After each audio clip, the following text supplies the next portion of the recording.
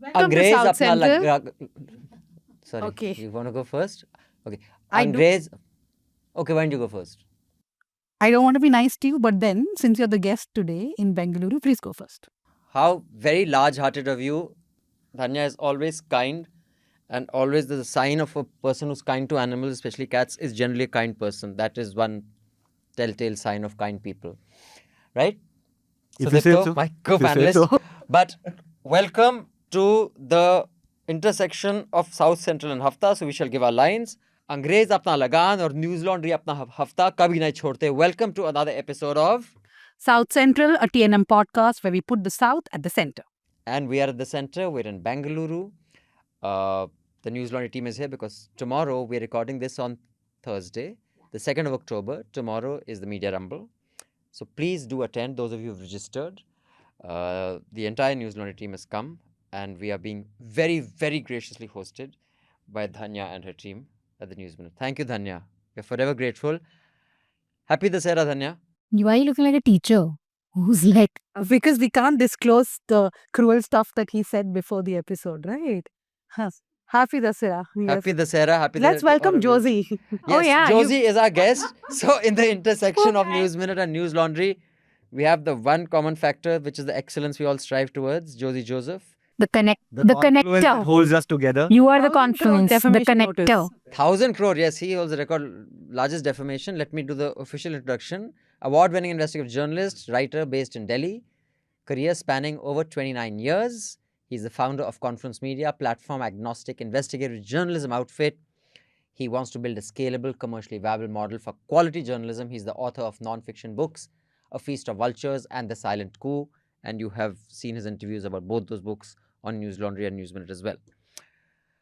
On that note, welcome, Josy. Thank you. Thank you. Also on the panel, Manisha Pande, Hello. Dhanya, of course, you know, and our wonderful colleague, Sudipto is here. He is looking absolutely dapper. Yes. Thank you. And if I may add, Very smart. happy Dasara and happy Ashoka Vijay Dashami. Ashoka Vijay Dashami is celebrated across the country by people who commemorate the 1956 conversion of Ambedkar into Buddhism. Right now, today, on this day, there are about 40-50 lakh people in a place called Diksha Bhumi in Nagpur. Many of them have come to commemorate the conversion. Many of them have come to renew their vows and take fresh vows and all of that. So that happened on 2nd of October as well? No, it happens on the last day of Dasara. I see. Okay. So it coincides with Dasara each time. Yeah. Oh, It's called Ashoka interesting. Vijay Dashami. So happy Vijay Dashami and happy Ashoka Vijay Dashami. The beauty of recording with Sudipto is you always learn something new each time.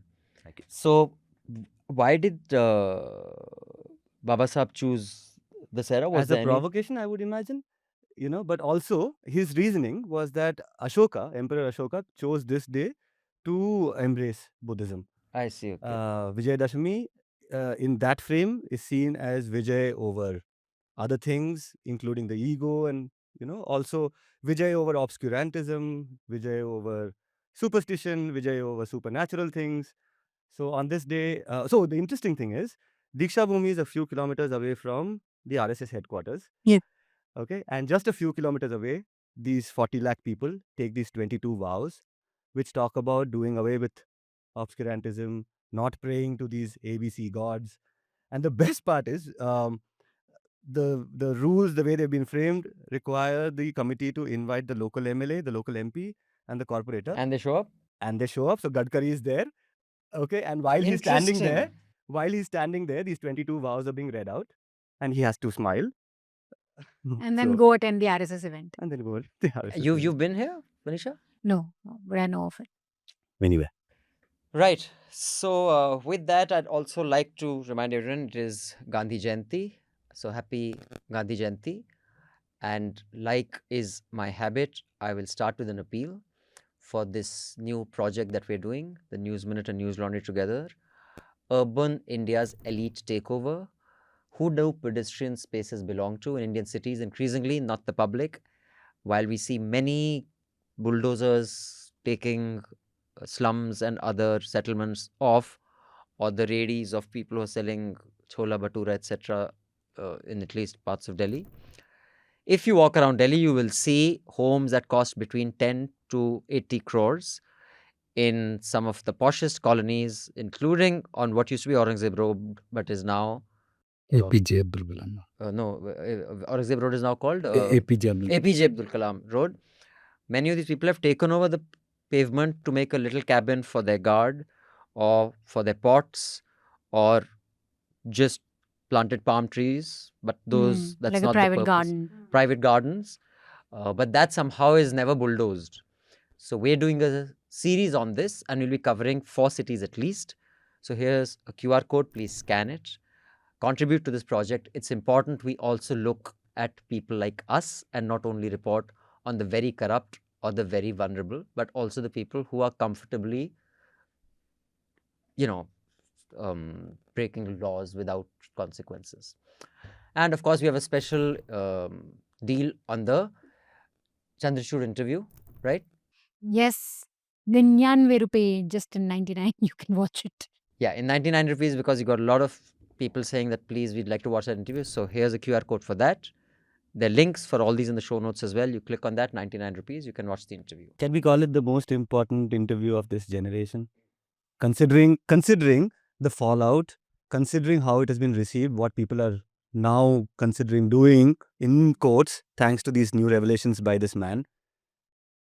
I don't know. I mean, I actually have Not no of the decade, metric. but it's definitely very important. I said interview. generation.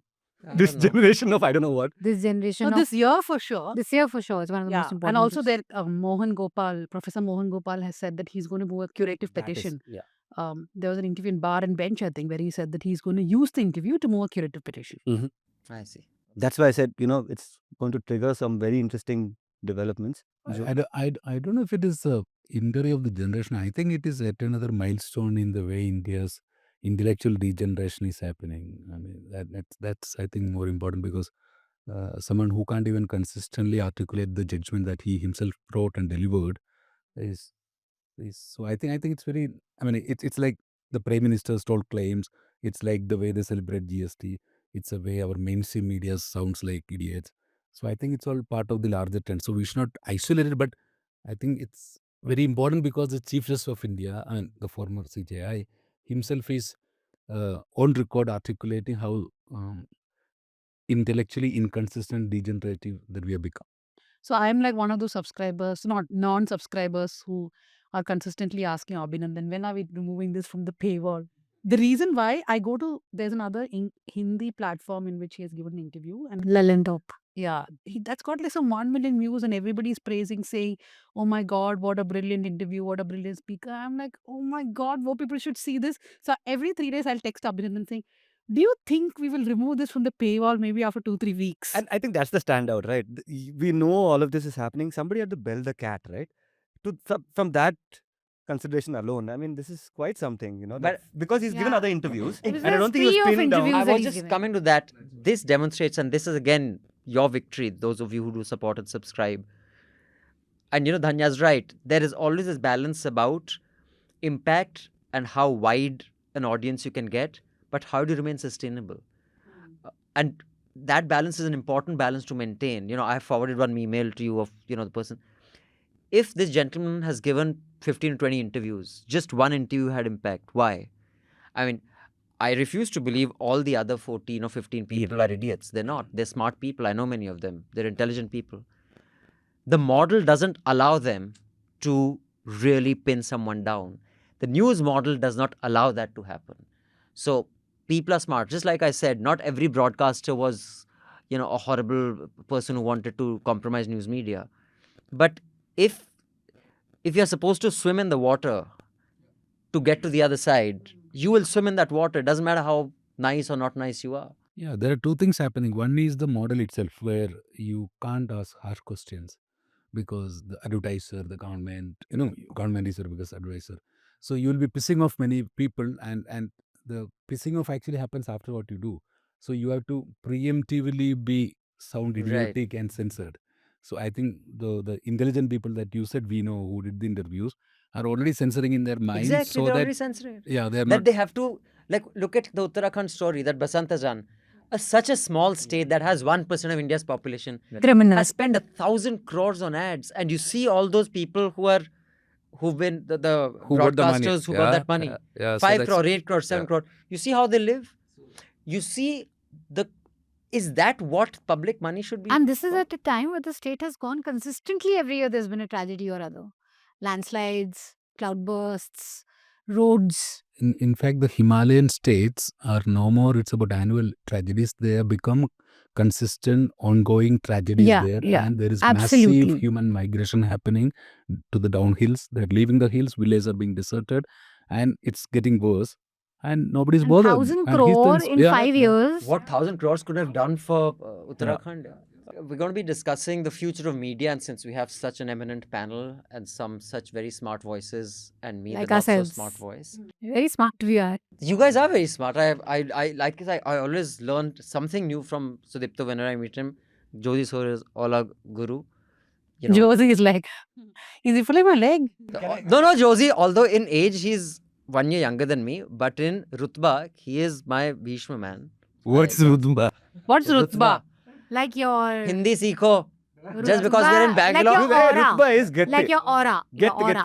கெத்து தலைவருக்கு வந்து கெத்து இருக்கு அப்படின்னு தலைவருக்கு வந்து கெத்து இருக்கு No, I do know Hindi, but it's not like I use Rutba every day. Right? Rutba is not a word Yeah. people would use usually, but yeah. Rutba is what Punjabi Urdu No, Urdu. I think Urdu. No, most of Hindis were there, no, from various parts, no. It's a great amalgamation. And Manisha keeps me well mannered. And Ha, of course- really? That's, wow. That's my job. Tries to keep you well mannered. Don't defame me. So let's you know get what, on that note I just want to say that it's not about what they know but what they can find out, and I think that's what so much of journalism is about. We start with I don't know, which is a great start intellectual position to start with, like a Buddhist position. I don't know.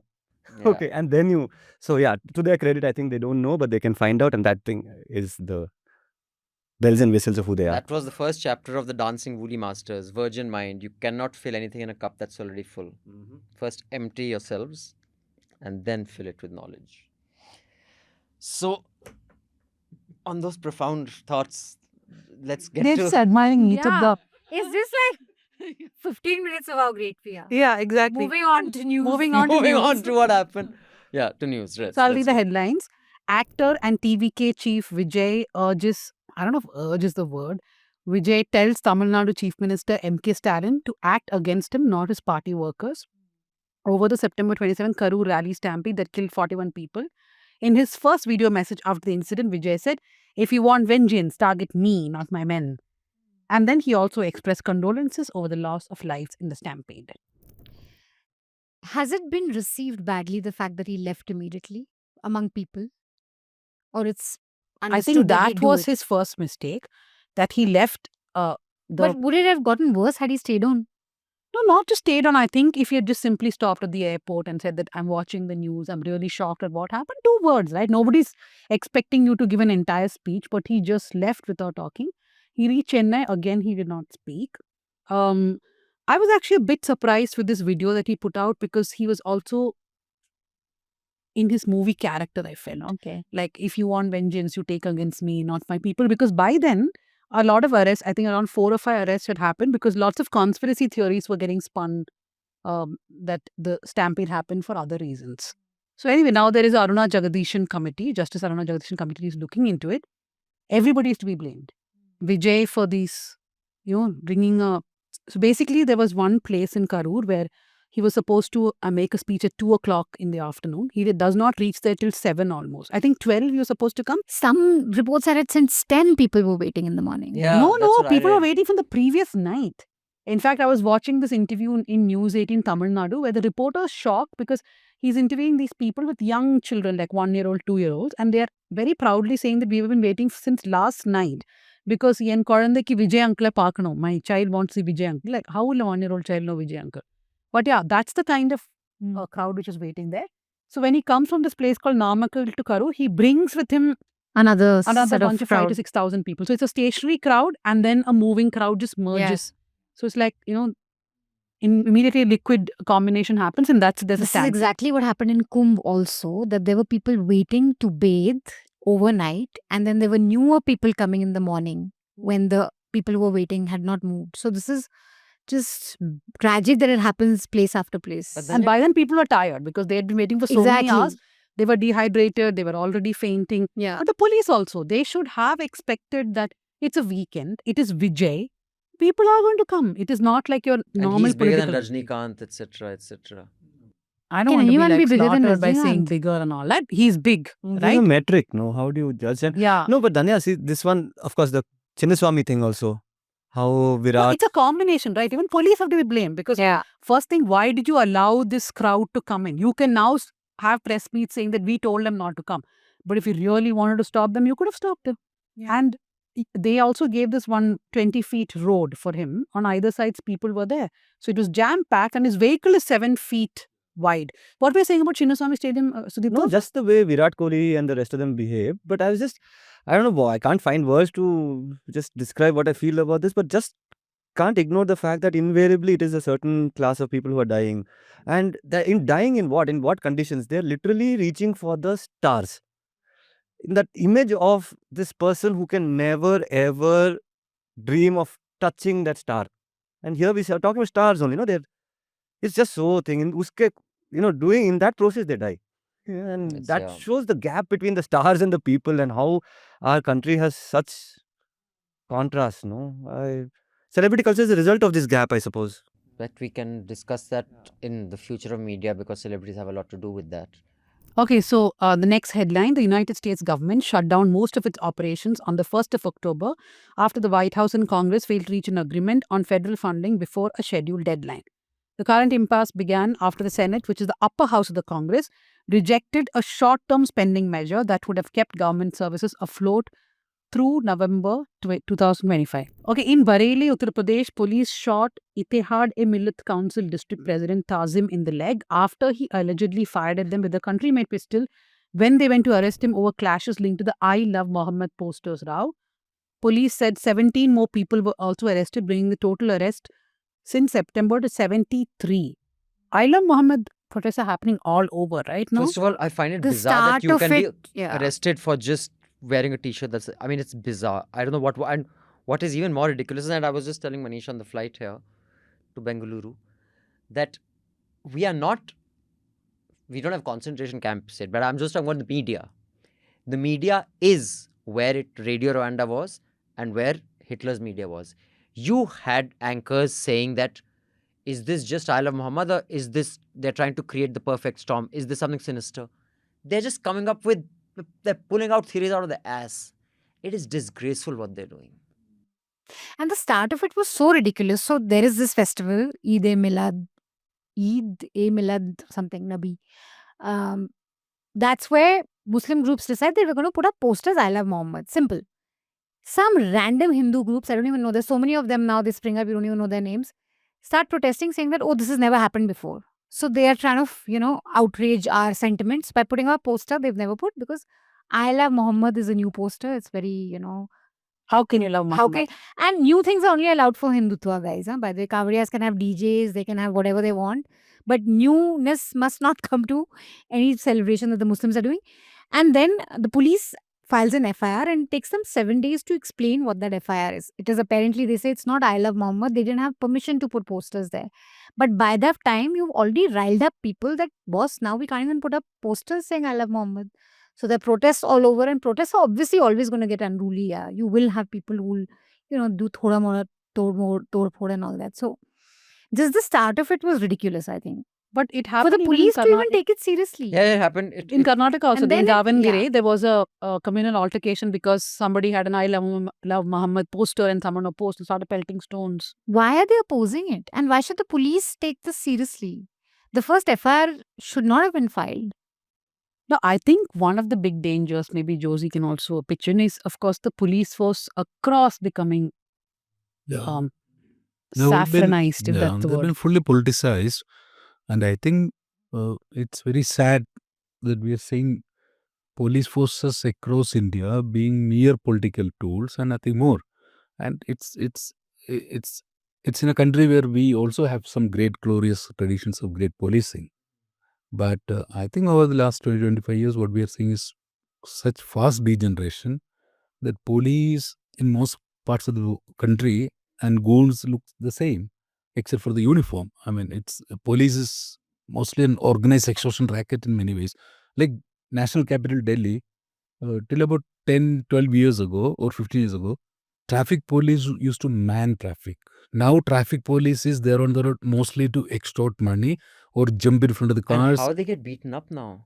You know, I don't know about your contacts and friends in the police, but the people I know, they say morale is at an all-time low. In Delhi, every second or third day, there is some video going viral of cops getting bashed up on the Red Cross. You know, that fear has gone. You're going to beat us up anyway. So it is so bad for the police themselves, not just for the Janta. That's a part. Since you bring this up, I wanted to ask you. I've just come back from reporting in Tamil Nadu, and once again, there's a lot of allegation against the cops. One in this communal kind of divide, they take the majority side, and that's the allegation. But the point here that some people were making is that they have now started reporting to Delhi. The IPS cadre is reporting to people in Delhi. They're hoping for these plum positions. Is there some truth in this? Do you see this in other states? There are two kinds of IPS officers today in the country. One are careerists who are doing almost everything that's possible for them to suck up to the center because Home Ministry has so much of power over their careers. Then the others are the more professional IPS officers who are in states or organizations and who have largely been quiet. And they are in powerful positions in several opposition states, but in the BJP ruled states, the entire force is reporting and almost being controlled by the Home Ministry. In fact, there is a friend of ours, both me and Abhinandan in UP, who was suspended for for not suppressing voters. That's a level of politicization that's happening. So, I mean, I don't know where we're headed, but yeah, there is a new Gujarat model of politicization of security But I can tell you forces. what you said It's is new, it's, but no, it's- it's completely true. I can tell you with the certainty, uh, because I know the parties involved. In one state at least, which is a BJP ruled state, the DG was removed because he had become too close to the chief minister, and the center did not find that okay. No, here's one of the first meetings Siddaramaiah held. He clearly said that the biggest threats that he's facing is the saffronization of the police force. That he doesn't know how to deal with it. Okay, we have to move to the next headline. The Election Commission released the final voters list for Bihar after a special revision, leaving out 47 lakh names. The updated list ahead of the upcoming assembly polls in October November is available on the EC website for voters to check or download. Yeah. So I think people are still doing their research on who has been left out and But aside, I should tell you something about IIT Kanpur has decided to award Ganesh Kumar its Distinguished Alumni Award of the Year. Oh. So he's joining a rank of some of the biggest innovators and investment bankers and media CEOs of the world. I mean, not media CEOs. Education department is including curriculum history book where RSS chapter will be there on how great they were. I think we are in a great race to this. What we are talking about Chandrachud also. I mean, what election commission? The one thing is very clear from the data. 3-4 things have been happening over the last year. Starting somewhere around 2013, you can see in some pockets there were efforts to add, delete voters that kept going at a certain pace.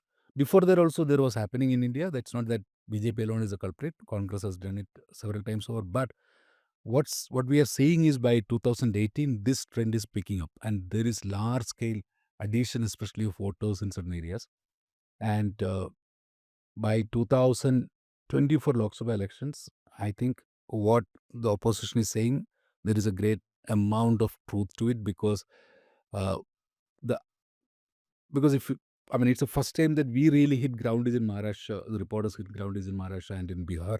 In both the places, that the pattern is very clear. That large number of addition of people, either they're people with the same name, same guardian name, around the same age, who have two different epic numbers or three different epic numbers. They have two different addresses.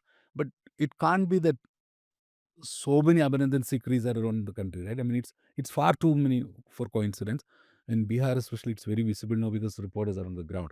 So I think at some point, the Election Commission has been fully hijacked by the ruling dispensation. But the pressure has worked, right? Since they did change their No, but way of but the only thing that is standing between India becoming a total majoritarian state and whatever democracy is existing is the public. Every Sure. time public raises Yeah, voice, the institutions have given up. they have given up. No, it's a shameful institutional system we have. Can we also celebrate the fact that this is true?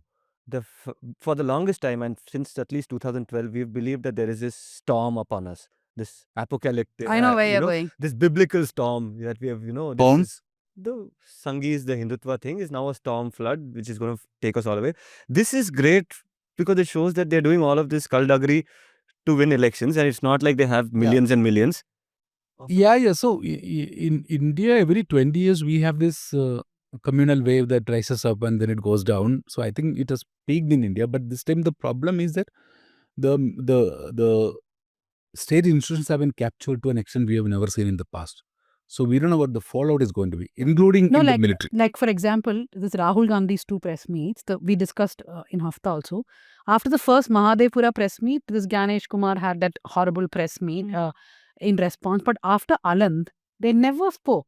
And they change. Yeah, but because in the Aland thing, Rahul Gandhi clearly talks about how the CID in Karnataka writes to the election commission and the election commission is not responding. So it's not between a politician and the EC. It's between two institutions. So they don't have a reply. So why did he not hold a big press meet like last time? Because he does not have a reply for it. Right. And also, I mean, I'm not a fan of the man, but this one statistic that PK Prashant Kishore. Prashant Kishore Oh, had who gets given paid 11 crores for was 2 hours? For 2 hours of advice, he got paid 11 crore. Phenomenal. But one data said that he said that it's at its peak, at its strongest, the Congress had a total of 3,000 legislative seats in the country. Out of all the states, sabko mila ke, they're about I don't know what is it, 4,000 or whatever the number was. But at its peak, Congress across the country had 3,000 legislative seats. BJP at its peak, which was a couple of years ago, had 1,800? 1611 or 1,800. So this whole thing that, when they show the map, the whole country's got saffron.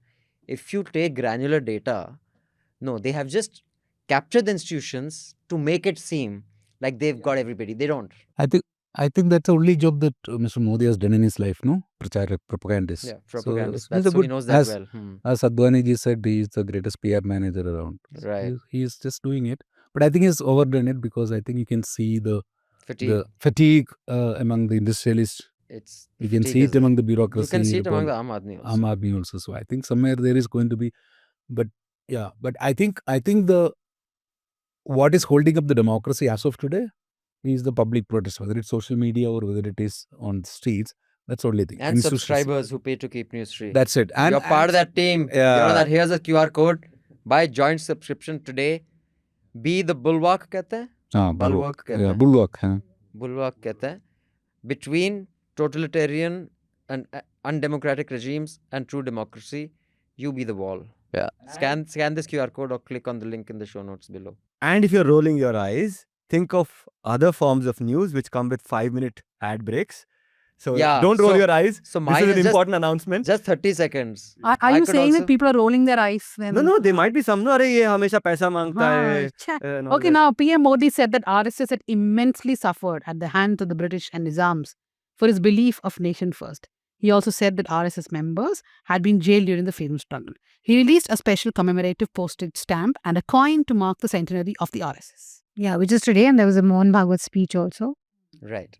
And the next headline is Sonam Wangchuk has been sent to Jodhpur Central Jail under the National Securities Act after being detained in lay over the September 24 protests demanding statehood and constitutional rights for Ladakh. And as we're recording this, I think his wife still hasn't got to see him yet. And his wife, Geetanjali Angmo, wrote to the president asking for her husband's unconditional release. And she's put out this video, very brave lady, I must say, where she said, if this is how we treat our innovators, tum ban gaye Vishwaguru. So Nirupama Subramaniam put a very interesting tweet. I saw that. So this Dawn event, one of the things in the NSA, why they slapped NSA on him is because he went for an event by the Dawn newspaper. So Nirupama was at the same event. She said that even there, Sonam Wangchuk had praised Narendra Modi, and people there were not even very aware of who he was when she was the one who went and told them that he is a character in 3 Idiots and all that. So she has said that how could you use this as the excuse? And she was rightly pointing out how the media has been behaving. And climate change. It was a climate change conference. The funniest thing is in the FCRA cancellation for the NGO, The reason is that they were studying sovereignty because, that's something nefarious. They were studying food security and sovereignty. So they've taken out Food food security and and put sovereignty. Even if I'm just studying sovereignty, doesn't mean I'm out to break India or whatever. I don't even know how that connection is drawn. But just imagine how farcical this is.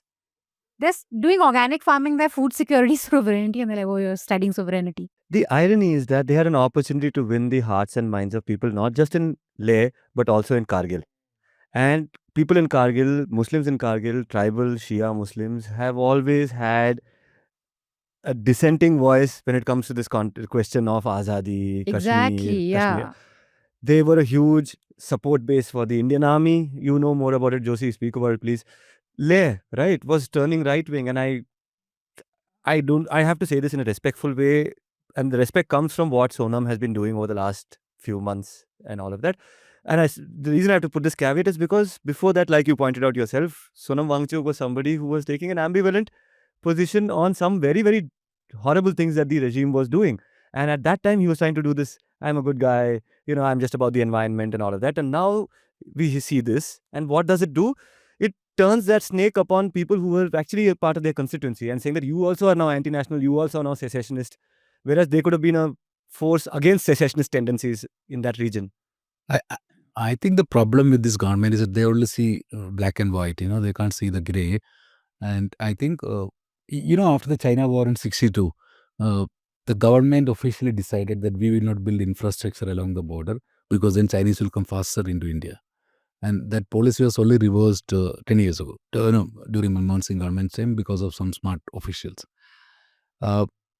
It's when they were acting on Leh, the way they were acting, I thought that this sounded so much like that because it's managing the border, especially border of India with so many disputes and such.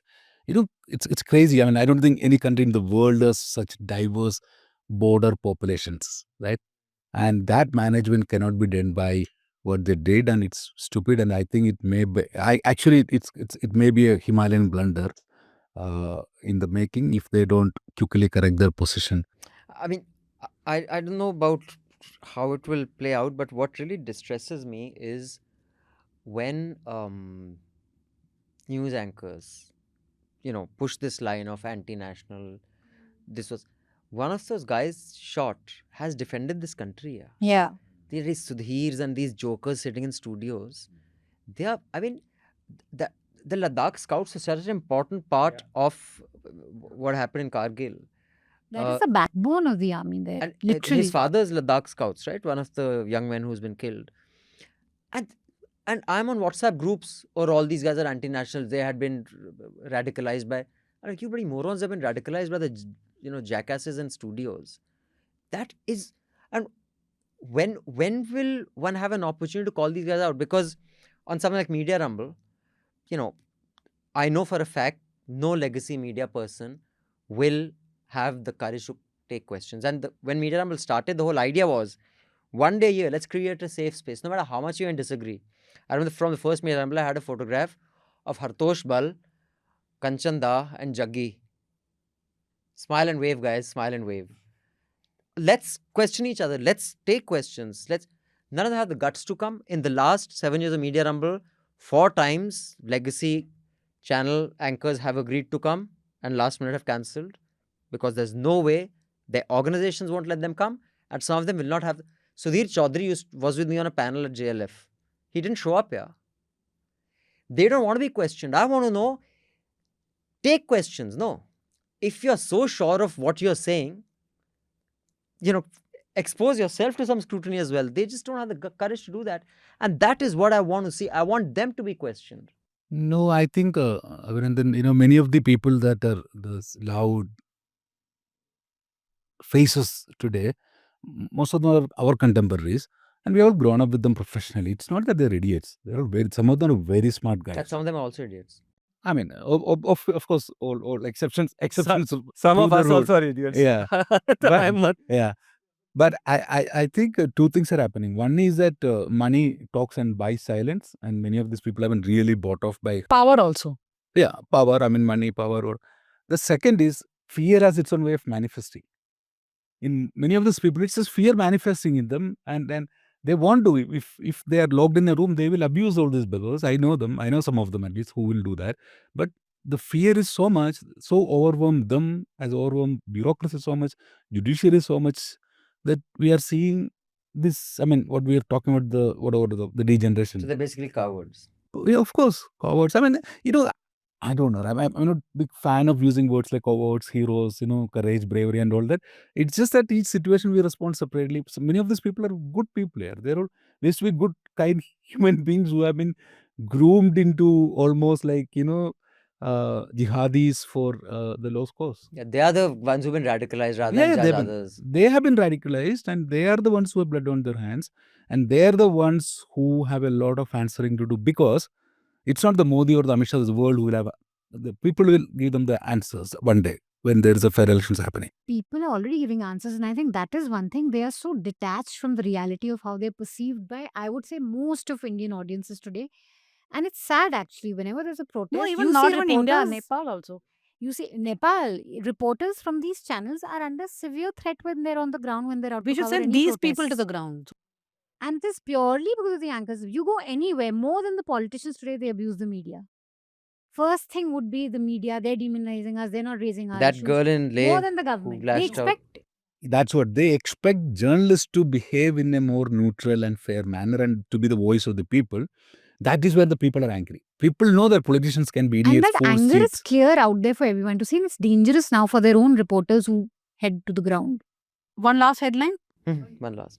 Over 10 days after singer Zubeen Garg's death, Assam police has arrested his manager Siddharth Sharma and the Northeast India Festival organizer Shamkanu Mahanta. What is happening?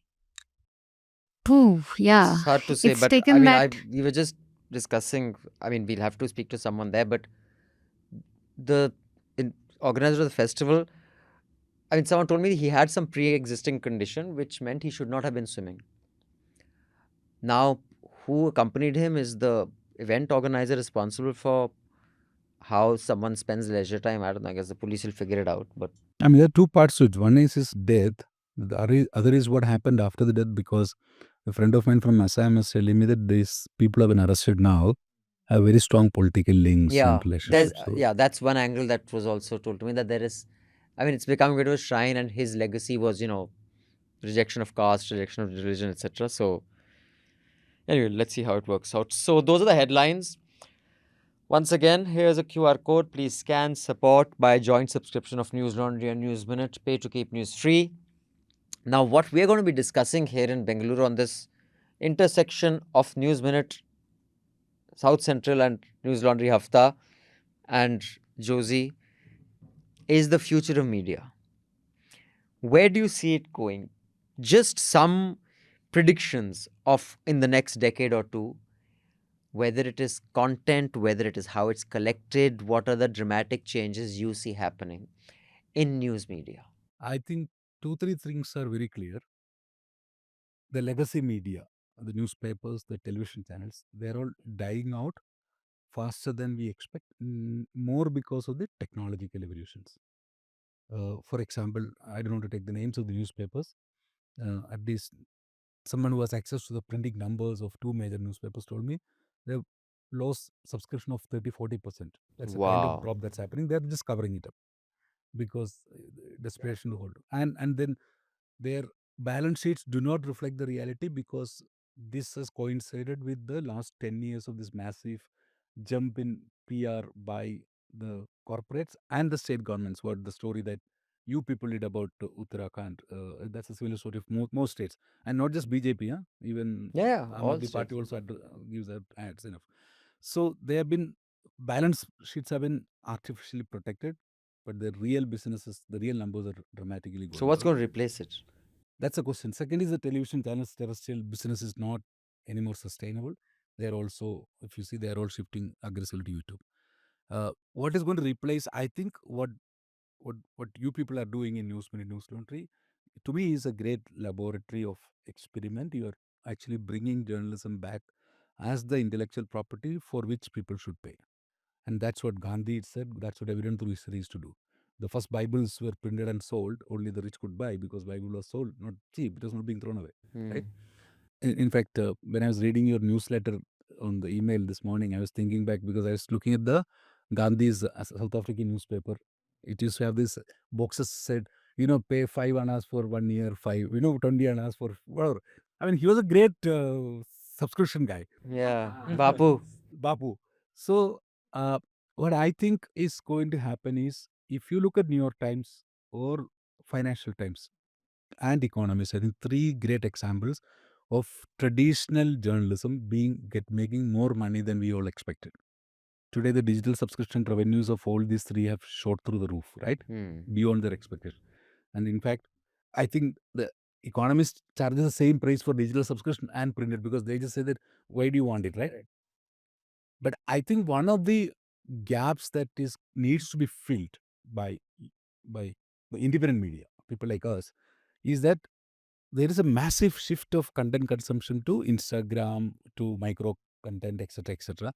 That innovation needs to be speeded up by all of us because we can't sit here and say, we'll talk Hafta and you come and pay. The fact is that we only get 20, 30,000, 40,000 people to pay or listen to us. Whereas in a country of 150 crore, we should be reaching 100 crore people. So I think there is an urgency for independent media to, one, innovate on content side. Second, to be more aggressively expand so that the vacuum that the mainstream media is already creating can be taken over. So one quick question before I go around the panel, and please be ready. I'm going to come to you on the future of what you think it's going to be. Speculate, experiment. One problem that we have discussed on Hafta often enough, and now we've seen it play in real time, is this the audience that you are serving will pay for, to keep you afloat.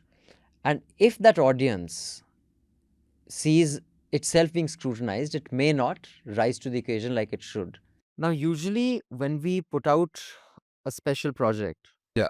if it's to do with elections, it gets topped up most of the times. If it's to do with something even that, slum demolition, I guess people's philanthropic side feels, because people who have the money to pay are not the ones who are BPL.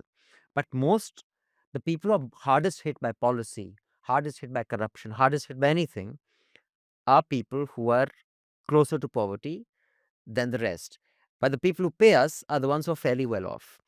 Now, this project, which is looking at how the richer urban India is taking over public spaces, has collected, it's in its 3rd or 4th week, total of 8,75,000, 2,60,000 is what we've collected. That means it's less than a third, or just about a third.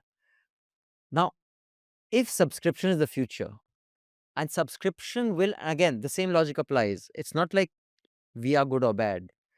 We may want to do a lot of stuff. And right now we have the luxury because we have, maybe between, Dhanya's team and our team, maybe 80, 90 salaries to pay. If we had 2,000 salaries to pay, the model would determine what we did. We would not serve the poor. We would not scrutinize ourselves. We'd only be doing tech stories. We'd only want Bangalore techies subscribing to us. How do you think that? And that is where, at one level, the tendering things, obituaries. Today I was discussing with Manisha at the airport that what's the purpose of obituaries in newspapers?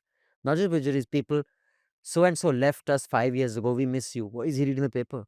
But fine, I get they're getting some revenue. I think it's a dumb concept that we miss you and we're putting an ad in the paper. But if it's coming from there, then the purpose of that revenue, where it's coming from, why they're putting it is different. So you can put it into a news item that will serve the poor. But if that quid pro quo, I will pay for news that is self-indulgent, whether it is self-indulgent that, oh, I'm so nice, I'm paying for poor people, or I hate corrupt people. Who pays for that news that we should be able to send a reporter to the most backward of places which our typical urban audience hasn't even heard of and report from there? Number one is that I think this model of where we do the appeal, collect money to do a project is not scalable. Okay. Okay. Second is, I don't think we have, when I say we, Newslaundry have broken out of the echo chamber of the standard liberals or leftists, whatever you call it. So the challenge before you is, can we break out this model to 100 million people? Can we take it to a billion people? How do we reach them? To reach there, it is not just about doing honest journalism. It's also about adopting to platforms and evolving technologies, which is very expensive game. Can you be that Instagram handle which will have 100 million views every month? Can you be the YouTube channel which will have 100 million views? That's a question that you need to ponder over. To do that, you need big investments. Now, that big investments are not happening in India because of the political. And actually, had it not been the fear of politics, you would have had the money. You would have had the we money. know Right? enough people want to invest. That's right. But they're just scared. That's right. So that's one. The second part is that we are not capable of doing enough news that is critical to the survival of the businesses, the politics, the people around. You get the point. When I'm saying this, for example, this entire conversation about Adani is not just troubling to us, the state, it is troubling all the corporates. If you look at the investments being done by Indian corporates, it has dramatically gone down because one of the things is that they're fearing the state. They think that if we invest more, the more tax harassment, and will we come in the process of Adani. Every large corporation, one of the largest paint companies in the country, their stock price plateaued and fell because rumor had it Adani was getting into anything that Adani wants to buy. Others are saying, okay, forget it, we're out. So what I'm saying is that we are still not capable enough to do stories on a consistent basis, which matters to Mr. Ambani in the morning or the Tata Group in the morning. Because we are just how many dozen people in a country of 150 crore? You are just 50, 60 people, right? Or total, all of India might have maybe 200 journalists doing independent journalism. And of that, how many would have the skill to constantly do it? But you know what? I mean, like, I work closely with some of these international publications. I mean, I was just speaking to the New York Times guys, the amount of resources they have. Yeah, it's insane. That's insane, right? That's built over decades. When I see the resources, though, it's next level. So what I think might be the breakout model is that maybe we should do the Gandhian way of doing the Newslaundry news minutes in languages in very low cost model. Find students who can volunteer to build your Instagram handles. Find volunteers or maybe to start internship programs where you can do YouTube shorts, this that because we have no option but to adopt. We are not adopting enough fast.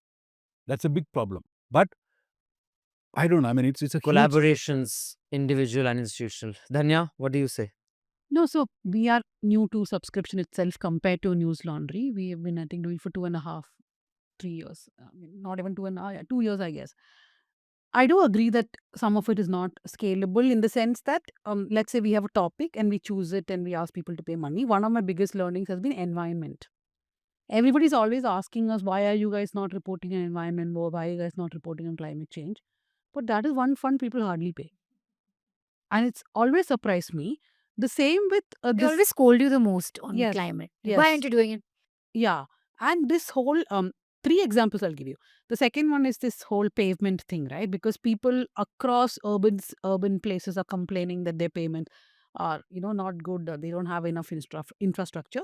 But the series was a hit. People are watching it a lot in Delhi, which is why Abhinandan thought we should replicate in other places. We have already done a Bangalore story from Indiranagar. We're doing from Chennai, Hyderabad and all that. But surprisingly, maybe because we are showing how in Indiranagar, for example, it is the middle class and the richer people who are just like encroaching the road, and it is not the vendor. But the vendors are the ones who are always ousted. The third example I want to give is a story that we had done last year. I think it was in January. 4 reporters, 2 from Newslaundry and 2 from News Minute. This was the first time when we took the entire donation list of the BJP and we sat and compared how many of those companies which made huge donations were raided by the income tax or the CBI just before they donated. And we also checked, have they donated in the past? They haven't. They've not donated to anybody. But somebody who donated to Congress is suddenly giving to BJP because they had a raid. And sometimes the donation will come the next day or like 1 week later. They're not subtle about it. Yeah, they're not subtle about it at all. And that story, I think, was path-breaking because when the electoral bond data came out, everybody immediately knew that what they had to check for is how many raided were giving money, right? But I know that story was behind a paywall. People were sharing it like crazy, but people were not subscribing to read that story. They just read the intro part and they knew, okay, we had 50 companies. But that's sad, right? I mean, look, we're showing you how people who are building dams, people who are building all sorts of infrastructure, or people who own hospitals. Like there was this hospital in Hyderabad which paid crores after they were raided. They're all paying government's money, and you're not talking about just BJP. You're talking about so many parties. Right. People. You would think that people who love democracy, who love independent media, liberal media, progressive media are going to immediately pay. No. So I sometimes don't understand how this is scalable, and I just look up to Newslaundry and think that if they could crack it, we will crack it. But you don't know right now, while you said all that, in post-production, you'll be putting a QR code next to your face throughout that entire, not on your face, next to your you can face. put it here. Put TNM QR So, code. as a QR can, and there'll be a red thing. Now's your chance. Now's your chance. Ha, yes. You'll be doing that. Ha, yeah. Right. Noted. No, but there is also a fatigue. Huh? People are, see, when Arun Shuri very interestingly once said about emergency that every morning that they got up, they didn't know how long it's going to last. Indians are in that state of mind. We're tired. Average, Yes, I agree. There's a that fatigue. fatigue. And people are saying that when is this shit going to end? Because in what is a democracy? In a democracy, if you're doing investigative journalism, it should have impact. Judiciary should take so much notice. People like me used to have investigations where High Court is taking so much notice, taking action, getting people in jail. Now nothing Nothing happens. So what's the point? Now you're blamed for doing the investigation, saying who's paying you to do this. Yeah, that's so much. There's no impact. Sudipto. No, this theory that I picked up when I was in advertising as a copywriter, my boss said that, in positioning, we always have to figure out the positioning of what is the position a certain product occupies in the minds of the person who you're selling to. You can either be everything to everybody, which is like a Doordarshan. Back in the day, you were everything to everybody. That's the only source. You can be something to everybody, which is like a Times of India, or you can be everything to somebody. And that I discovered, Dhanya, I shared the story with you. I think you guys also know about it. I went to Meerut to pick up a bunch of cricket bats. Okay. And I went there pretending I don't know Hindi because I wanted to check who's going to cheat me. And sure enough, there were a lot of people who were trying to cheat me. Hey, bech do isko, wo wala de do, ye wala de do.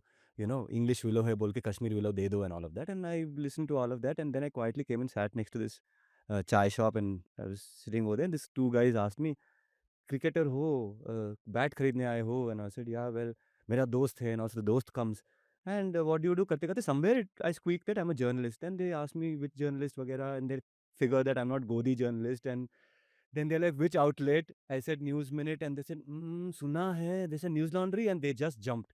Subscribers, we are subscribers. That guy turned out to be a subscriber, Manisha and Abhinandan. You guys must hear this.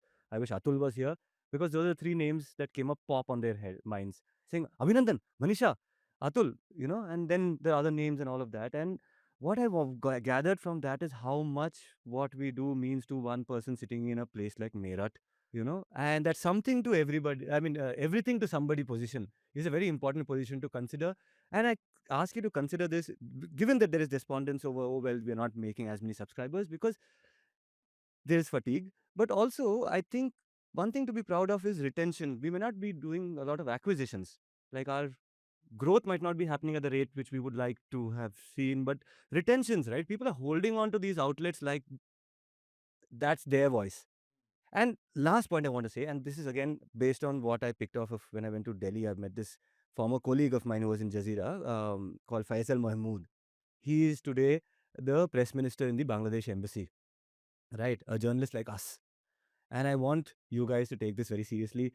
Okay, there may come a time when you will be asked, people in this room, people sitting outside, our colleagues might be asked upon to lead the nation that is born out of all of this churning. This apocalypse is going to pass. Then you don't look at me like that. I'm thinking of myself as Prime Minister. No, so I'm yeah. thinking of you as at least Palakkad MP.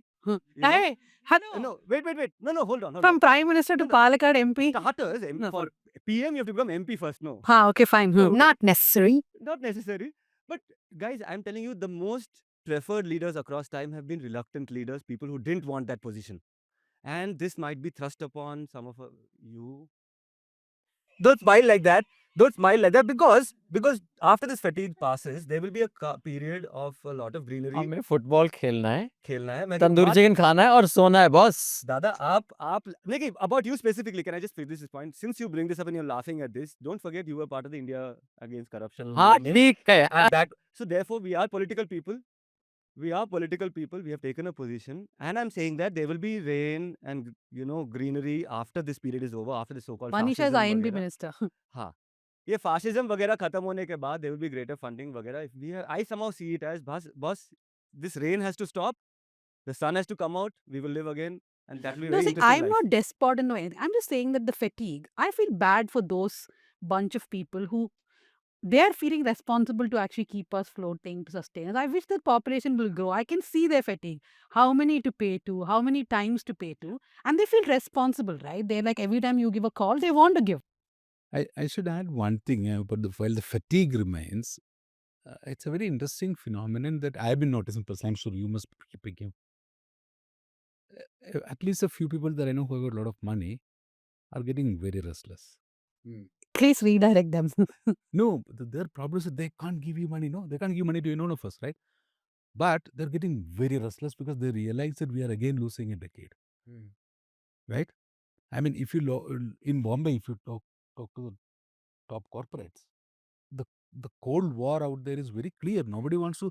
It is just that I'm surprised no media is writing about it. The kind of anger and angst against Modi among the corporates. That's a no-brainer to be done. Yeah, but again, who'll do it? Can I say that that person who has a pot full of money, who can't share that money with us, is going to come after this fascism stuff is over. But the ones who are keeping us alive is that bad seller in Meerut, who's giving us 500 rupees. Muslim That's what I'm man, saying, yeah. And I forgot to tell this one thing. We hugged and he's like, "Aap theek ho?" I said, "Haan, aap theek ho?" "Haan." Because he's a Muslim in Meerut. I'm a journalist in today's India, and That are you? I'm okay. You him if he's okay. Oh my goodness! I mean, That's such a sweet story. Lovely story. But no, I have so many such stories every time I go on the ground, and that's what makes me really hopeful about everything that we do. Gorakhpur, I remember elections, we were there. Again, young kids, young boys, two of them come over and say, subscribers, we've supported this NL Sena and come home for breakfast. So we go in the morning, we have breakfast with them. And I asked them, I said, so what have you liked? You've put in money, you've supported us. Which stories did you like? He said, we are not watching anything because it's very depressing. But I was like, but you're not watching anything, but you've paid for it. He said, no, we're just paying for it. You can go ahead, do it. That's what I said, that responsibility people feel. But we don't watch. It's too depressing. It's too polarizing. It's too. So I think that, and again, even for people who don't pay, I think the anger against media is actually very real. There is a great despondency. But at the same time, there's also great hunger for organizations that talk about their issues and genuinely really engage with them. And people are very excited to have that and they support that with everything that they can. Sometimes it's a like, it's a click, sometimes it's their money. And I think that gives me a lot of hope just to think about the future of media. I've actually been thinking a lot about this since the whole Nepal revolution happened. My window to that revolution were Reels and Instagram. And there's this one guy, Harry Jackson, who's a British travel, he makes travel logs. He landed up in Nepal. He's got a channel called I Hate the Cold. Therefore, I guess he's traveling in Nepal and all these places. He's got 30 million views. And he's become the accidental reporter on the internet. That's what he's known as. He has the craziest of raw footage. He's showing you how it's all unfolding. And I don't think there could be a better journalistic documentary on that day of that event than what this guy does. He just brings Nepal to your screen. And I was just thinking as an audience that actually today we are living in a feels world. Everyone wants to feel something, whether it's from our politics, whether it's from the religion, or our movie stars or our cricket. We want to keep feeling. And we don't necessarily have the tools. And I think, again, that's because of capture of the media, because of polarization, because of strongmen taking power. We don't necessarily feel to be critical about things, be discerning about things. And I think that is traditionally where journalism comes in. So I was thinking that while this is great that there's this travel logger, he's giving me the most craziest, unedited, raw footage that really gives me the feels. He's not equipped as a journalist to really go there and tell me what is really happening. Do we even know the number of PMs that this country has Yeah. seen? He can trigger What your are the various emotions, factions? but can't inform And you. that is a very important aspect that we do But as I, journalists. but I think people are unable to they differentiate can't. But between the two now. But I think that's also a little bit of our fault in innovating ourselves while we have the training to be critical and to give people the critical tools to analyze the situation. At the end of the day, I think what journalism will have to do more and more ahead is just give people a framework to think about things. Whether it's an airplane crash or it's an Operation Sindoor or it's our India-America relations, because there's too much feels everywhere and it makes us feel good, but there's another feel that you can get on your reel. So journalists, I think, have a very important role in the future because we're the only people who are actually equipped to tell people, give them context, history, perspective, No, variations, shades. but I feel like I can actually sense the confusion for a viewer, right? For example, in Malayalam, there is the Marunadan Malayali, which millions of people watch. Okay, it's a YouTube channel, come website. I don't even know how to define that person anymore. But for somebody who watches, I mean, long ago you could have called maybe yellow journalism or what is it, tabloid or whatever. But it's sensational. It has you don't know what is right, what is wrong, what is false, what is true. How does a normal viewer differentiate that this is? He's also on YouTube. We are also on YouTube. He also was a journalist with the mainstream media. I know. I sometimes feel like they don't understand. But this problem actually, it's not just at the news level. It goes all the way to the top. I'll just explain. But your two heartwarming stories, and that is so it energizes you, it motivates you, it makes you feel good. So such stuff is always like, for example, if I just go on my Twitter timeline and I say, "Abhi ke apni desh ki history pad." My mom watches this this show. What is this this? is sorry. He says that. Then one guy say, my favorite. Did his parents skip sex ed classes during contraception topic? I don't know. I don't know. आप कौन से school में गए थे जहाँ sex add class होती थी और कॉन्ट्रसेप्शन टॉपिक होता था और उस दौरान कोई मिस कर देता था but anyway my parents did not go to any such school then What are they responding to? I'm sorry. he's a libtard cuck only 5 foot 40 kg loser would find Dasara to be oppressive. अबे के निकल यहाँ से. So these are the beauties. See, these beauties also got to motivate you. You got to. South Central listeners are used to good language, no So today- cuss words. Today we brought I a work little in bit of, TNM. Ma, I work in TNM. Okay. today we brought a little bit of Delhi to Bangalore. So By the way, you guys are supposed to be the most most profane people in India. Huh? ऐसा कुछ है, Most कुछ study है. profane. So this motivates you. You this say. is very motivational. I find Every this, morning you wake ये- up and you're like, wow. ये मित्रों ये मुझे ऊर्जा देता है. ये ऊर्जा चूस लेता हूँ मैं ऐसे ट्वीट से. I saw there was this one reel where you're getting like abused like crazy. You said something about that Ravan. bastards of Bollywood. No. No, bastard. That's a, yeah. On that also. Okay, I haven't The seen that. nepotism, something you said, ye kaun uncle hai, ye kaun auntie hai, somebody's acting Dude, this poor movie. one of our You didn't see you're getting abused so badly on that. Achha, one no, of that our I should- Hafta guests, very nice. I'm forgetting his name, but he had this thing on Sayara that I went and I don't know. Dude, number of people who abused Pandit and poor. He's just so sweetly You just know, saying that That's Bobby the beauty is of social better. media. You see? यहाँ से इतना ऊर्जा आती है. Same thing, like और- Amka and, loses and many of these people may be followed by that ऊर्जा magnet. And people Mr. think that Modi's they're ऊर्जा. really upset.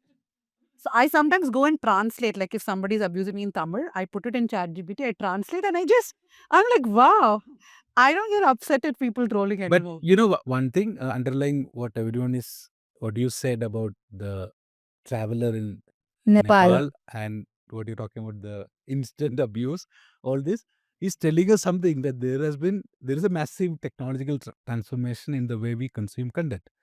It started with the internet, it picked pace with social media, and it is going berserk now. now with AI, we don't even know what.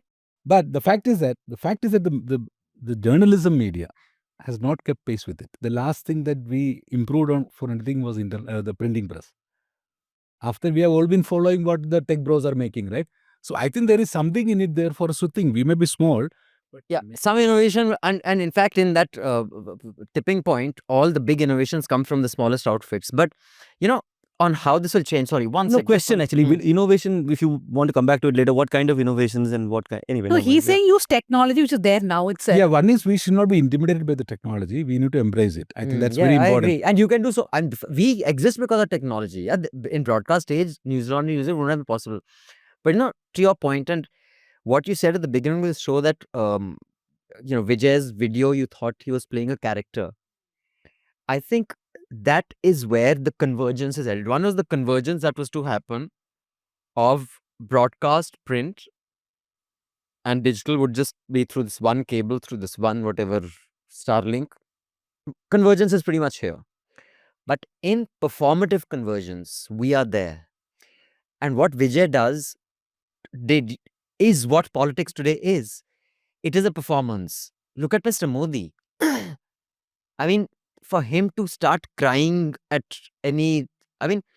these are performances. And the better, look at what Hegseth and Trump's speech, of course, Hegseth bombed, and not just is it performative in that sense, even Charlie Kirk, when his widow made that speech that I think apparently some 800,000 people, I don't know how many people came for that, 80,000 people for his memorial. When I heard her, I was like, dude, this is a 70s dialogue. This widow's heartbreak will rattle the walls. It is like, is vidwa ki cheek thakur tere pure haveli ko hila ke rakh di. It was the literal English translation of a 70s Hindi movie. Bishambar. Vishambar, is vidwa ki cheek ko yaad rakhiyo. Dude, it is performative. It is dialogue. So entertainment, politics, the appearance of authenticity while it's anything but, and say what the fuck you want. It does not matter whether it is true, not true, what you're saying. From Trump to our own politicians, pull out any number of your ass and say, this is what we've done. Yeah. And if you're convincing and you have a good director and a good speechwriter, you're done. So we've so far been focusing on the convergence of technology. But where we are is the convergence of performances in public life, which is the melodramatic, the entertaining, and the reality star coming together to make the perfect politician. But Repeat that. It's the convergence of I the sometimes think, what performative. are Hafta listeners listening to? Just Abhinandan like making of stuff On the spot. on this Mitron, moment. man. Yeah, but this is interesting. Come again. There's 3 terms that you used. I'm saying It's over. It's done. He's forgotten. I'm like Arundhati Roy. Writing is like breathing. Once you've left the breath, it doesn't come back. No. My See, what God, I'm poor saying is, Arundhati Roy fans. But there is something else happening. While this is dominating our what we are watching on news or television, because of Trump, the Modis, all the strongmen around the world, and the mainstream media falling into that. But you look at take one more. You know what they say, that for some, what is present is the future for someone else. It's from where you look at. If I'm the hawk looking at from the sky, what might happen to you next moment I can already see, right? Simple. sure. So if you take that hawkeye view, you see what's happening in New York, in the world's most powerful financial capital. There's an youngster who is almost sweeping into the mayor's Zamdani. right? If you look at AI world, the AI investment fatigue is already visible, and some of the brightest AI minds are leaving in droves from these main companies. Even last week, a group of them have come together, started a new company, said that we will use AI for science, for medicine. So, I mean, what's happening here in this news, this office is the same thing, right? So I am saying that the fatigue of the performative world that is converging is also very visible. Trump may be thinking that he's having a free pass. I don't think so. I think his honeymoon is getting over. very soon. Sure. No, Right? yeah. So the pushback against the whatever you say goes is big time. Like social media, which Modi dominated until recently. I don't think Modi is able to find his foothold there. At least on Twitter, and because I'm a passive watcher, I don't use it actively. I don't think he's getting any grip on Twitter anymore. He's almost given up there because he realizes that people are calling him out, and there are more number of people calling him out than his fans. Sure. So the pushback is also happening. Yes, it is not visible because, as you said, what we call the circus of mainstream media is not letting us know that. Like there are more protests happening in North India on a daily basis than ever Yeah, in absolutely. recent. No, just forget North India, Jantar Mantar, yeah. Now they've cleared it out, but before they cleared it out, when you went, there were so many protests happening, you never even heard of them in the media. And in a place like Patna, the student, the youth unrest, the protesters moved to BJP office now. Dehradun, And they the occupied the whole Nepal parade word ground. being used everywhere there's a protest, right? We'll do Nepal like, we'll do Nepal like. People are starting to say that. I mean, not that it's going to happen, but I'm just saying that that pushback, the words are also being used. Why can't we have a Gen Z protest here? It won't happen in India, maybe because we're too diverse, but it is the anger among the jobless youngsters in UP, Bihar. That's very visible. It's Very there for visible. everyone to see. Social Even media here, we pushback. had a huge protest in Karnataka. It's a clear warning to those in power that either change course or we don't know what could happen. I'm just saying that what disturbs me, and a lot of my political reporting has been focused on people's movements, women's groups, Dalit groups, minority groups, communist groups. The world over, I'm seeing that unfortunately these groups are not creating leaders at the same rate as an Instagram or a YouTube is creating leaders. And it infuriates me that a Mamdani who is a meme at best, when you consider people who are in organizing, and I've asked you, you've all covered organizations, how difficult it is. For instance, 3,000 people turned up in Freedom Park to demand, justice in Dharmasthala, let's say. To get those 3,000 people there is the most difficult task. Yeah. And those are cadre people. Those are not people who watched you on YouTube and then discover that, hey, you're going to come at this traffic junction, so they all turn up over there. And that is a very disturbing thing because these are people who come from nowhere. These are people who come from nowhere, who have no roots, who have no understanding of what people need, what people's movements are, what organization structures are. So you're Because the saying absence- people's movement is not able to throw up leaders, while on the other hand, you have these influencers becoming leaders. But that in different countries. But it's different in different countries because technology and internet penetration makes a big difference. For example, in a context, because you have to compare apples with apples. In the US, where internet penetration is at a level where the amount who are not online is such an insignificant number that the online audience is how you organize. In a place like Delhi, the way AAP swept election in 2013 onwards, the two that they did, they could not do, no matter how hard they tried in UP or in so I think it's different for different organizations. Like the same tools were available to Kumo and the current Democratic mayor, the black mayor, I forget his name. Adam. Huh, Eric Adam. Eric Adam. So they all have the same tools. What the BJP has here is the RSS, which is on the ground. The penetration, fine, Modi has the internet penetration, but the real penetration there, the RSS backs out. Modi cannot get a majority. He already cannot get an absolute majority. So it's different things in different and because what Josy said, or what Modi said, what Josy said is we are so diverse. Like I have met this trade union lady in a place called Mul in Maharashtra. It's a scheduled tribe area. She has such a strong hold over there, dude. Without her permission, even an MP cannot enter that area. She rules that like a godmother. But just that. There will be similar behind Matoshri, even though, Bala Sahab is gone. The slums around Matoshri are Thakre slums. No matter what Modi does, you cannot. So that kind of fragmentation. So if you have to get those influences together, these people are influencers in their own right. So I think that is what kind of prevents it from happening. In technology, you can use an AI and figure out who are the... No, what you're saying about two things. One is you said Mamdani is a meme, but imagine, I would say that's better than a Vijay getting 30,000 people on the road. What if we were connected technologically? Like, you don't have to do these rallies, right? That's a small site. But what I'm saying, this influencers in politics, that is something which has been tried out in recent state elections where, for example, the BRS, they took at least like 100, 150 influencers from Travelog, like people who just go to some Ooty and shoot a video. They were all praising Telangana roads.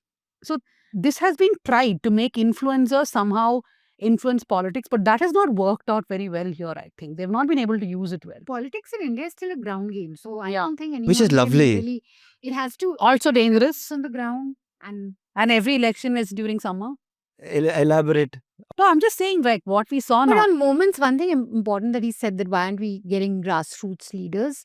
And it is dangerous if that gets substituted by, influencers, Yeah. because influencers have a very short span of life and you don't know when they go up and when And they fall. very shallow What their understanding. position is on a variety of issues, not Whereas just that. people on the ground have resilience to stay through a movement when it's at its worst. And that's what really then gives birth to like political parties, ideologies, real change. So it is something to think of, though, why. But I think one thing that has happened in India after CA NRC is the kind of crackdown that happened after that. Bhima Koregaon, CA NRC, and JNU sedition case. I think the messaging of that was so strong across the country that you could be locked up in jail, you'd have NSA, UAPA, that it's actually really deterred people from doing that first step of going out and protesting. No, like what Sudipto was saying, I feel that every time I go to a protest to cover or watch or whatever, I'm sure you all do, it's always the same people. I have seen the same people for the last 10, 15 years and they've become old. Some of them cannot even stay there, but they are so dedicated. And I don't see newer crowds coming in large numbers or newer speakers. This Dharmasthala protest that you was talking about, I was there for at least 2 or 3 hours. It's all the same people. Like when Jagdeep Chokar died, I have not even met him, but I felt devastated that, you know, who's going to replace him? Yeah. When Sitaram Yechuri died, I cried thinking that who's going to replace him? Like, we are not having those people, I feel. I don't know, maybe they are, like, there was this one influencer, so stop putting your hands up. There's this one influencer who is a very powerful influence, not very powerful, whatever. She was always putting these uh, things about liberalism and communism and all. And everybody's sharing her stuff. I actually met her in an event. I was thinking, what a poor speaker. Like literally, it is just about putting 2 lines on Instagram, which anybody can do, right? They've not read, they don't understand ground movements. So you're an influencer on Instagram, but you cannot be on ground because you don't understand what Also, just to add to what you said, what we are witnessing right now is the lowest phase of democracy in India. So, a lot of the strong ground Don't level tempt fate, man. It may go low. Yeah, I mean, I don't know how far low Modi ji can take it, but the fact is that some of the smart leaders or movement leaders, they're quiet. Like if Sonam can be put in jail, anybody can be, Yeah, right? man. If he So can be put in jail, yeah, so and if you can get late to go into yeah, so in I think in most homes, parents are telling their children keep quiet, don't say Yeah, नहीं तो yeah. Gabbar आ जाएगा. Absolutely. Oh, that's what's happening. पढ़ाई करो, sir नीचे रखो Yeah, बस. yeah. So I think the dam will burst because ultimately a human being is a political animal. Ultimately, he's less bothered about his survival than more bothered about his freedom, his liberty, etc. Which he don't know. I strongly believe all these changes will not come unless we open our campuses back to politics. We are depoliticizing our young people, not allowing politics in campus. And that, I think, is one big reason why we have this one particular kind of population. Like, I don't know about politics. I don't know. Because in your campuses, you didn't have, and every state from Kerala to every state is trying to ban it, right? In Karnataka, they didn't revive There was some campus talk, but politics. you Yeah, were raising a hand. I will raise hand when he's yeah, when talking. when I talk, no, all you were talking about, and it's very depressing when you look at it that the same people are coming, but do consider that they are there and that they will be there. We know that they are not going anywhere. People like Gauri and all of that, they just turned up every time there was disaster. Every time there's some galata, they will turn up. And therefore, I say that this is, let's say, different stages of the development of a plant. This is seed, it will turn into a plant, then it will flower, and then you'll see the bees coming. And the other things which come buzzing they around just the be flower. Because if you look at the sun, these guys with their half pants, were roaming around without a constituency for a very long time. And they were looking like comedians in our neighborhood. These uncles have come from this side, we will run from that side. Today, nobody's running away from them. That's, even the Bolshevik revolution and all of that. Lenin was waiting, revolution will happen, it will happen. When it happened, he only didn't expect it, So therefore, yeah, that's just. So, I mean, I think state-wise, if you look at how politics has kind of flowed over the last decade, we've come back to where we started from. It is institutional capture. There are several state elections that BJP has lost where they finally formed the government after flipping MLAs. There are many seats that they have won after whoever was going to be the prospective winner has backed off. There are several seats that they have won because they flooded the uh, list of people who could vote, and they funded rivals of similar castes, etc. So it is institutional capture, and I think, I mean, I'm not one of those who thinks that change happens from bottom up.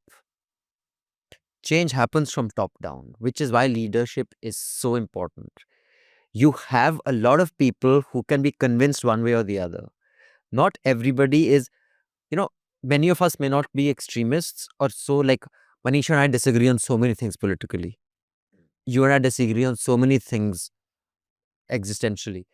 But, we are willing to be convinced a little bit, but we are, on certain things, we are firm. Most people I know can be convinced one way or the other. They are not fundamentalists. They are not dogmatic about any position. I, in one sitting, have convinced someone who was a BJP voter, hardcore, that, by the end of an hour and a half, oh my God, they didn't know half the things I told them because they don't read the paper. They're not interested. So leadership matters. If you have a good communicator and you have the pipeline of delivery, it does not take long to make an audience go from liking action movies to romantic movies to comedies. It is just you need a better performer. Right now, just like there was a time where Akshay Kumar's films were one hit after the other. Ajay Devgan's, for God's sake. So Modi's the hit, but people are fatigued of that. Itna dekho, oh, they abused me, poor me, vote for me. Oh, see, they were mean to me, vote. Someone needs to come up with a better script. Someone needs to come up with a better performance, and the same audience will be moved this way. Or simply that the mainstream media owners from Maranpuri to the Jains should just allow their journalists to do their job. To do their job, exactly. For 2 months, and that's Simplest. simpler solution is that. So, on that note, we shall not read any emails today because this is a special episode where we have guests. It is a crossover, cross-section, whatever it's called, episode, intersection, fusion episode. Confluence. It's a confluence of News Minute and Newslaundry. But yeah, so this is a fantastic discussion. We are going to first get the recommendations from the panel. But before we do that, do scan this QR code, pay to keep news free. This South Central Hafta is outside the paywall. We want more and more people to participate in how news is funded, operated, used by the public, so that institutionally, maybe not organizationally, but institutionally, the habit should be news should be publicly funded. And what better day than Bapu's birthday? And Bapu is also publisher of a newspaper. Several newspapers, see. I didn't know that. He was a serial entrepreneur of newspapers, at least 4, and in multiple languages. How about that? Yeah, across Africa. In fact, 2 of the most... Ambedkar, exactly, I was just about to say. The only freedom... Indian freedom struggle was actually a freedom struggle of journalists. This is where, except Sardar Patel, everyone else was a prolific journalist writer. And that's one of the weaknesses of Patel's life, because he did not write prolifically in newspapers. So we have to depend upon Moneyben's papers or official documents. Nehru started National Herald. Ambedkar started Mook Nayak, and at least one more. Bapu 4. And from Tilak onwards, we have got this great culture. I don't think any other independence movement has journalism at the heart of it. So because of that, you should ask your subscribers not just to pay for their subscription. Please walk around in your neighborhood, get 5 more friends to put money in. So it all ties up, you see, like Bapu, Ambedkar, etc., and newspapers. And like he said, once when you become that politician, I'll be Palakkad MP, we will say, okay, we also started out as a journalist running Newslaundry. Okay, honestly, how many of you would ever want to join politics? Me. I know you've told me you would like to join politics. See, max I will do is run behind her with a diary. Okay, saying madam से मिलना है तो मेरे through जाना है. Okay. I have at least 5 people who told me they'll do this job, but yeah. You'll need, your kind of person will need at least 5 diary holders. Yeah, and someone to hold your phone, someone to hold... Manisha? Yeah, I'd like to be. I think I'd be a great politician. Great leader. Leader of the people. My civics teacher told me that you'll make a great politician. After I read the preamble. My civics teacher told me, get out of the class, buddy rascal. I said, After I read the with preamble pleasure. with a lot of passion, and she said, "You should be a politician." Okay, we have 2 yeses. I think it's Max Weber who said no, that to be in politics, either you have to be from the landed peasantry with a lot of money, or you should have a mentor. I mean, you should have somebody to look after you. Indian elections need a lot of money. That's true. pound. Josy, you? You, though, if today you contest from Kerala, you'll win. That I know. No, but I don't think I am cut out Josy to is be in politics. every event in Kerala. Any event No, you check, Josy is a Josy Joseph. superstar in Kerala. No, That but we all know. is he But would you is ever he like an to join influencer or is he a grassroots? Like, because I don't can think you do any of door it. to door and you'll get votes? No, I don't think I want to be a politician because I realize that in India, actually politicians are the threat to democracy. Really? That's why That's we because should of all be politics. Some of politicians. not all politicians. Most. Hey, what is this? No, you can't break. No, this is so heartbreaking when you That say Maniratnam's movie, right? What is Maniratnam movie in the end? They all become Siddharth and Surya and all become Yuva. legislators. Yuva, huh? We should be like that. No, maybe That you are still we are both that sort of 50. So people start laughing at us if you're calling us Yuva. No, I am talking about the We'll concept. sound like Rahul Gandhi. Rahul Gandhi, youth But leader. would you want to join politics? Wow. Didn't think a word, but Why not? why not? Why not? But I always thought of But it's the toughest job yeah, in the it's world. about- yeah, because the thing is, I mean, we've reported on politicians. We can say these nasty things about them, but the considerations that they have to, even the good ones, and again, plugging. I did this story on Mallikarjun Kharge, right? This whole entire profile, and I started off saying I'll be antagonistic. I will find that thing and all that, and when I find the whole thing, I am not in a position to say this way or that way, and I understand to some extent The calls he took. the pragmatic calls he took. So I have had the opportunity at one point in my life. All I had to say is yes, and I would contest because we did not even have enough people to contest the election. I did not want to. So I find it highly unlikely that in my old age, if I didn't want to do it in my 40s or 30s, I will ever want to join politics purely because my Saturdays and Sundays are fucking mine. Yeah, and they And cannot as a be yours. politician, they cannot. be And yours. if they are yours, then you will go the Rahul So you can Gandhi be an way. advisor to mine and Manisha's party for the. I can be your advisor, but I am only available Monday to Friday. And if you can give me the same rates that PK charges, 11 crores for 2 hours, I will be available for half an hour every day. Yeah. Saturday, Sunday off is enough for me. I'll carry your diary. Or yours.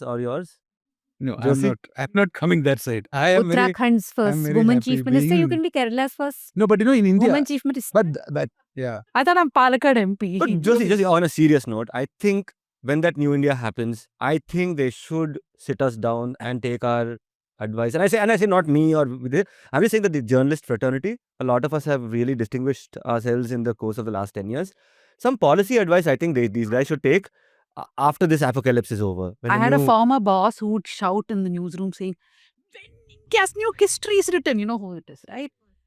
We will be there. You sounded a bit, I know, like that. I know I sounded like that, but do consider But that some of the where is best this poor guy? New India's history is being written where they're not asking. consider the phone calls we get from ignorant politicians who are trying to talk about illegalities and lack of democracy, but they don't know what to say, so they have to call a Dhanya Rajendran or a Josy or an Abhinandan. अच्छा वो क्या हुआ था? वो बैंगलोर में कुछ voter scam हुआ? Okay, yeah, give us some points. This is the level of their intellect. I think they need us more than ever. We have a glorious tradition post-independence of people becoming journalists to become politicians.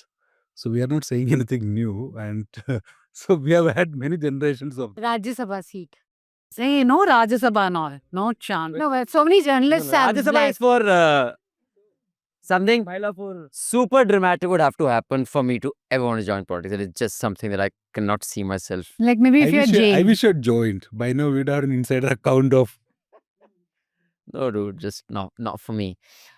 All right. So with that, let's get the recommendations of the week before we say goodbye to our audience.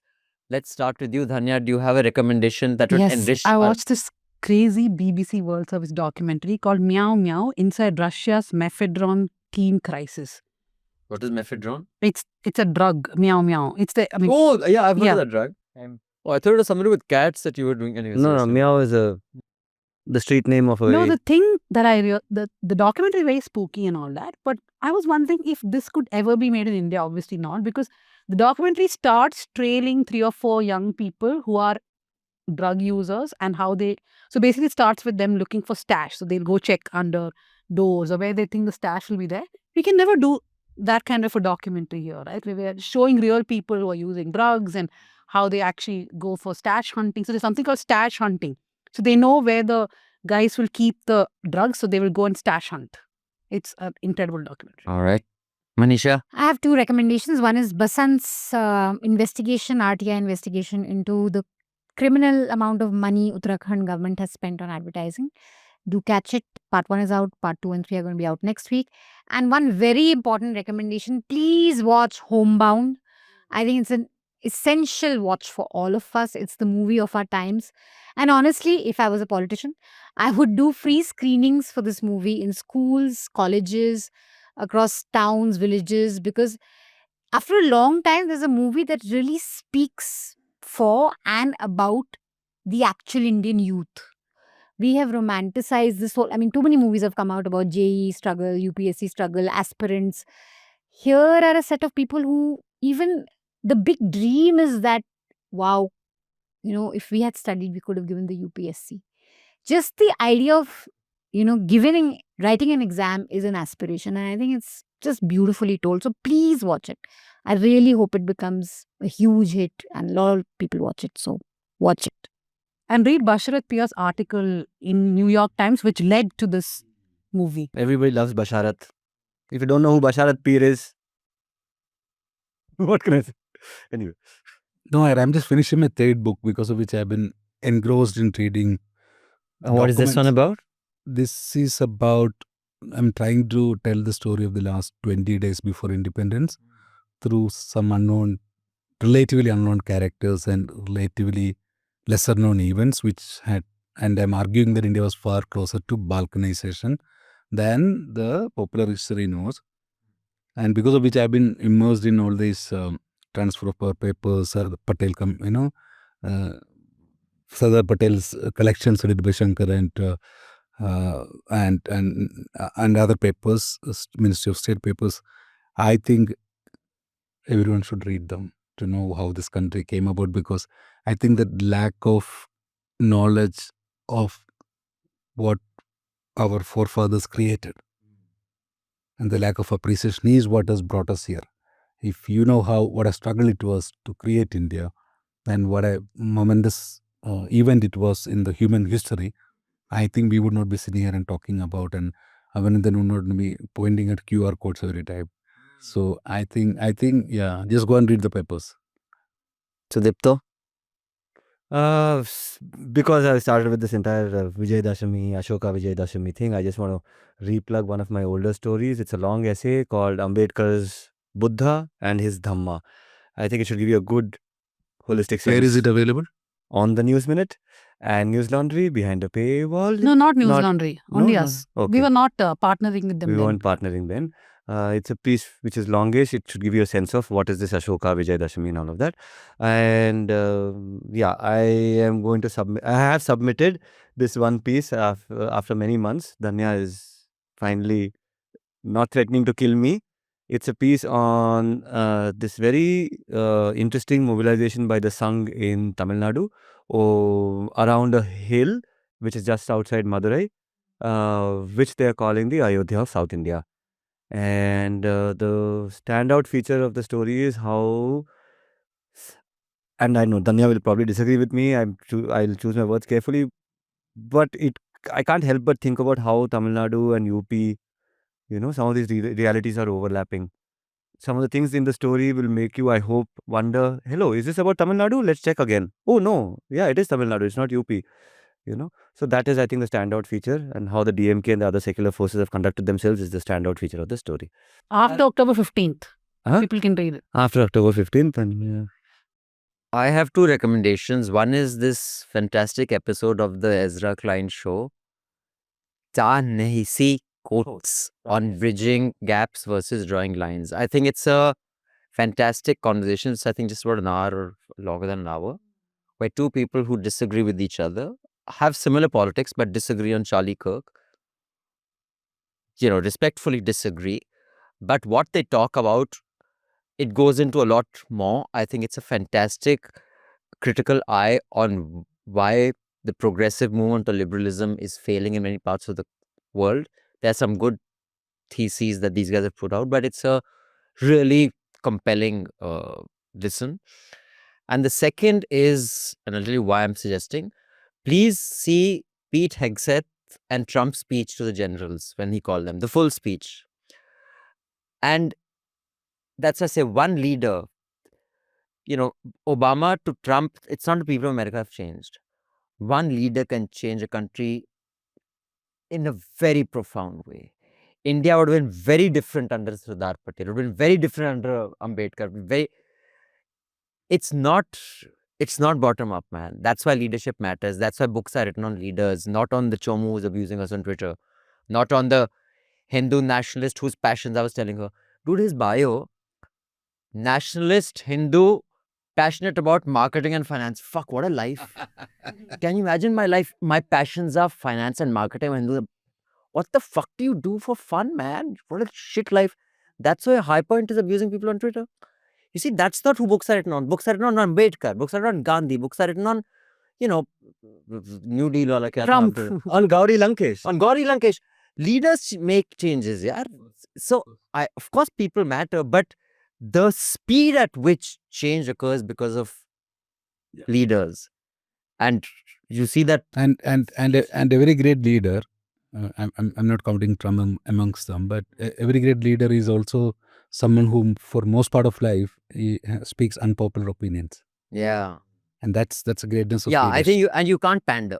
You can't If you're- look at you Gandhi, can't look at pander. Ambedkar, look at Nehru, look at all of them.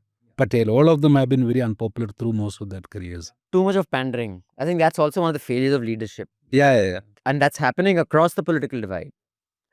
Some liberals are pandering to some complete fucking nutters, right? You can't pander. I think liberals are the worst enemies of liberalism. That's a circular firing squad. On that note, thank you to our wonderful host and co-founder and editor-in-chief of News Minute. Thank you, Dhanya. Thank you, Dhanya, for hosting us. Thank you for such We great even weather. took them to Paragon for lunch. Yeah, dude, by the way, if I'm looking tired, I have stuffed my face with so much food. I also got you a mutton cutlets from Fatima Bakery. मैं heart attack होके ही जाऊंगा यहाँ से. If I don't reach Delhi alive, you know who's responsible. And walnut brownies.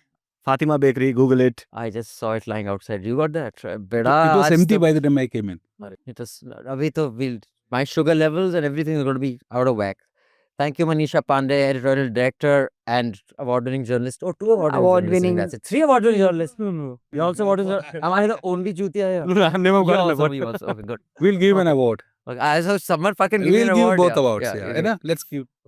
Give that. So we Hey, don't he feel got left out. last year for the You also investigation got. from ACJ. At least something we got. No, some what noted what something they say no. Don't insult the award, yeah. Poor guys gave you an No, there was award. no You're like, no, award. no. They There just was took no the award. award. There was no Consolation award. prize. Consolation prize. Also ran type of You thing. participated. So, Josy Joseph, award-winning journalist and mentor to many, many journalists, superstar. Thank you, Sudipto. Although many years younger to me, but in intellect and awareness, decades ahead, much to learn from. Thank you to our wonderful producers. I have just come in. I was introduced to our young man there. Ajay. Ajay, thank you, Ajay, production assistant, right? Thank you, Bhuvan. Always a pleasure. Thank you, Priyali, who's also traveled with us from Bangalore. And Hi, thank Delhi. From Delhi to Sorry, Bangalore. after Bangalore, local ho gaya, adjust madi. So on that very authentic local note, you cannot even tell I'm from Delhi. We'll see you next week when the South Central and Hafta will do their own thing. Until then, subscribe, keep us, we're stronger together. Have a fantastic weekend. And those of you who will make it, see you at the Meet Rumble. Bye-bye.